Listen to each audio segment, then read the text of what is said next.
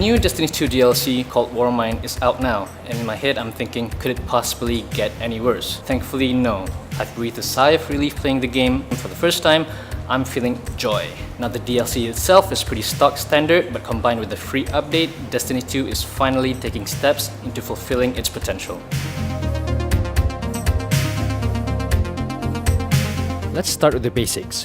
Very similar to Curse of Osiris, this DLC can be broken down into 3 components: a new campaign mode, a whole set of new loot to chase down, and a gimmicky new feature called Escalation Protocol, which is similar to something like Court of Oryx or Archon's Forge.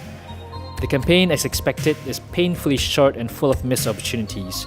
Boss fights in the game are lackluster and anticlimactic.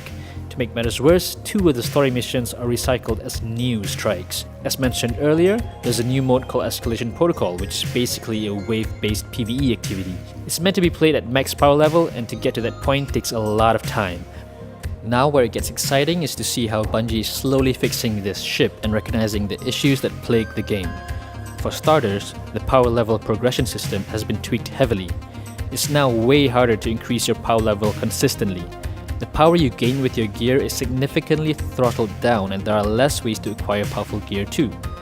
There are also soft caps in place to make sure that you don't reach max power level too quickly, as proven by how most of your legendary drops are at 340 power. So after finishing the milestones and claiming your clan rewards, how do you level up? The answer is endgame activities like raids and trials. In a way, this makes power level something that you work hard for, and it starts to actually mean something significant when you get a power increase. Another aspect of the game that's been getting a lot of attention is the endgame. People wanted something to grind for, and now there are a lot more stuff to grind for. I'm personally still grinding for my sleeper simulant. There are now sleeper nodes for you to unlock, which require resident stems. Another thing for you to grind for. There are now hidden caches around Mars for you to find. You can actually now grind for higher crucible ranks too. There are also exotic weapon masterworks. So it's safe to say that I'll be busy these next few weeks. Now speaking of exotics, Bungie has finally made them great again. Most exotics now come with the potential to become masterworks. So that's all good for grinding, but what is worth being excited for are the newly updated exotics. Some exotics which were pretty subpar before are excellent now. Graviton Lance is now actually quite OP. Crimson is really satisfying to use, and Fighting Lion isn't so crappy anymore. There are tons more reworked exotics, and it's been pretty awesome to try them out. Bungie is on the right path with this, and I can't wait till they improve exotic armors and the rest of the exotic weapons. Finally, we've got improvements to the Crucible. There's a private match setting which allows you to go head-to-head with your friends with your own rules, and perhaps more exciting than that is the new ranking system.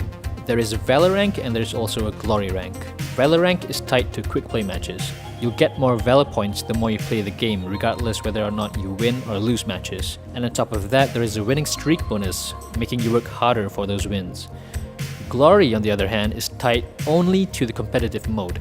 You gain ranking the more you win, and you lose ranking the more you lose, so the stakes are much higher, but so are the rewards. Here lies the legendary Redrix's Claymore, which you'll unlock at the fabled Glory rank, which is not an easy feat.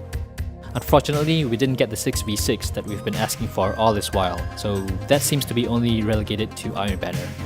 The state of Destiny 2 isn't what we all hoped it would be 2 DLCs in.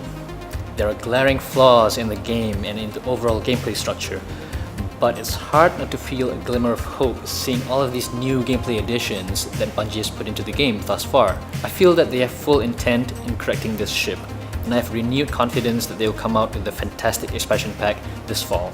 Till then, see you Guardians in the Crucible.